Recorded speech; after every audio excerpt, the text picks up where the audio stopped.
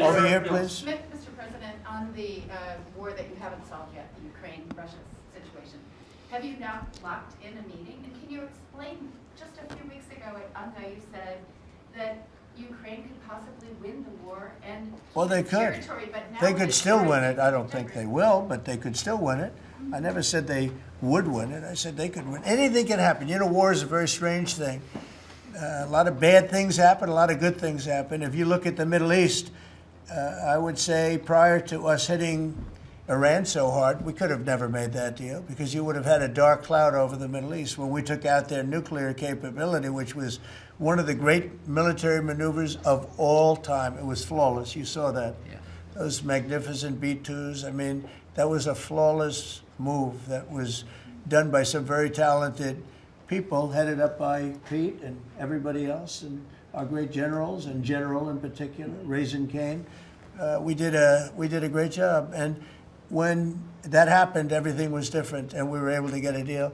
If we didn't do that, if it wasn't, you know, they wanted to do that for 22 years, Mr. Prime Minister. For 22 years, I had the pilots here, the B-2 pilots, and they came to the Oval Office, and I thought they deserved it. They flew 37 hours back and forth. We had 52 tankers up there. We had a lot of planes up there with them, but they were the primary plane. But we had a lot of planes, F-22s and F-35s and F-6. We had a lot of planes. But we had 52 tankers. Can you believe that? And it was just like a flawless mission. And when it was finished, the Middle East just opened up. Amazing. And they've wanted to do it for 22 years. The pilots came up to me. They said, you know, for 22 years we practiced this maneuver. 3 times a year for 22 years, our predecessors and us. These are now young pilots, you know, but they're older now. Predecessors practiced it. And they said, we never had a president that would let us do it, but I let him do it, and it totally opened up the Middle East. It took the cloud over the, you know, we had a dark cloud over the Middle East, and now it's all, I mean, we have a little situation relatively with Hamas, and that will be taken care of very quickly if they don't straighten it out themselves, because they're in violation of their agreement. Thank you, Mr. President. On rare earth minerals, Australia is one of the only places in the world that processes rare earth minerals.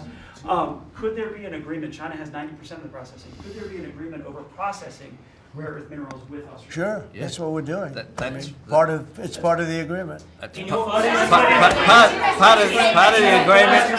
Can you say with certainty? Go ahead, please. Thank you, sir. Just, sorry. Yeah. On a follow-up on Taiwan, there are reports that you will come up, or China is pressuring you to not support independence for Taiwan in exchange for a trade deal. Well, I'm not going to talk about that. What I'll talk about, you and I will have that discussion in a couple of weeks when I'm in South Korea with President Xi. We're going to be talking about a lot of things. I assume that's going to be one of the things, but I'm not going to talk about that now. Yeah, please, go ahead. Mr. President, you just alluded to the violence in the Middle East. What steps is the administration taking to maintain the ceasefire? Well, a lot of steps, and right now it's in the hands of others. You know, we have 59 countries that agreed to the deal. We have a peace in the Middle East for the first time ever.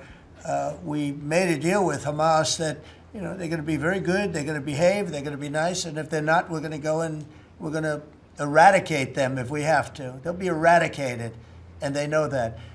So they went in, and I don't believe it was the leadership, but they had some rebellion in there among themselves, and they killed some people, you know, a lot of people. But this is a violent group. You know, you probably noticed over the last 100 years, this is a very violent group of people. And they got very rambunctious, and they did things that they shouldn't be doing. And if they keep doing it, then we're going to go in and straighten it out, and it'll happen very quickly and pretty violently, unfortunately. Go ahead. Yeah, just following up on that question, when you say we are going to eradicate Hamas, who is we? Does that include American boots on the ground? No, it won't be on the ground at all. We don't need to, because we have many countries, as you know, signed on to this deal. The way I view it, 59 countries, and unanimous. There's never been, nobody ever believed it was countries that 4 months ago didn't like each other, and now they're all aligned together. I mean, we've had countries calling me when they saw some of the killing with Hamas, saying we'd love to go in and take care of the situation ourselves. In addition, you have Israel would go in 2 minutes if I asked him to go in. I could tell him, go in and take care of it. But right now, we haven't said that. We're going to give it a little chance, and hopefully there will be a little less violence. But right now, they're violent people. Hamas has been very violent. But they don't have the backing of Iran anymore. They don't have the backing of really anybody anymore. They have to be good. And if they're not good, they'll be eradicated.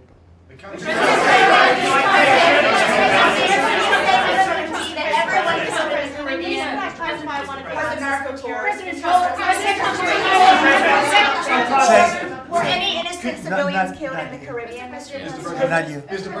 Go on, please. Could the Prime Minister weigh in on more on the processing? Yeah. And can Australia expand the process of rare earths?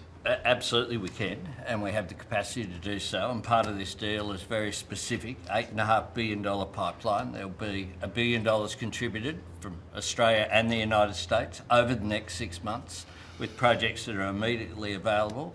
There's 3 groups of projects, ones that are joint activities between Australia and the United States, such as Alcoa. Secondly is projects that will be US investment that the US will undertake in Australia, including processing, and then ones that Australia will undertake, some as well. One of them is Australia, the US and Japan as well. So what we're trying to do here is to take the opportunities which are there. Australia has had a view for some time, a bit similar to putting America first. Right.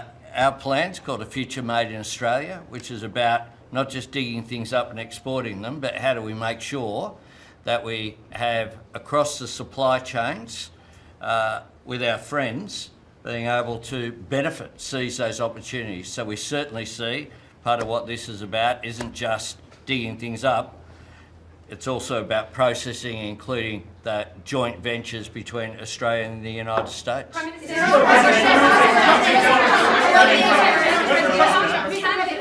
the US and Australia really compete with China? Aren't we decades behind in terms of the development? No, you've been reading the wrong newspapers. We're not decades.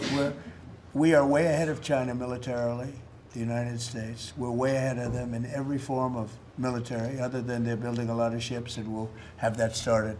We'll be catching them on that. When it comes to critical but minerals, we will, when it comes to weaponry, when it comes to, I'll go, right now, AI. The big thing is AI. They're building more plants in this country than anybody ever imagined. We're going to have over $20 trillion of investment for this year. The most we ever had was a tiny fraction of that. As an example, Biden, who's the worst president in the history of our country by far, by the way, but they were less than $1 trillion for 4 years. We're already now breaking $18 trillion of investment in 8 months. 18 trillion. No country in history has ever done that. We're way ahead of China in AI, and we're way ahead of China militarily from the standpoint of the sophisticated weapons. We have weapons that a lot of people don't even know about it. I got them started 4 years ago. I rebuilt the military 4 years ago, fortunately, because Biden didn't do anything but give a piece of it away to Afghanistan. Fortunately, as much as it sounded like it was a small part of what I built, but the Afghanistan giveaway was one of the worst. That was probably the most embarrassing day in the period in the history of our country. But we have the greatest military. We have the best equipment. We have the best manufacturers of equipment. We have the best weapons. When you look at our weapons, I've been talking a lot about our weapons. Everybody wants our weapons. But it's great to be working with Anthony. It's great to be working with the people of Australia, because they also, it's a smaller country, but you have done a fantastic job in weaponry and the kind of things. So we do a lot of joint work together. Our militaries work very, very closely together. We've been really an amazing ally when you think of it, right? There's never been any games. We're strongly committed, and they're strongly committed. There are some games with other countries, but there haven't been games with Australia.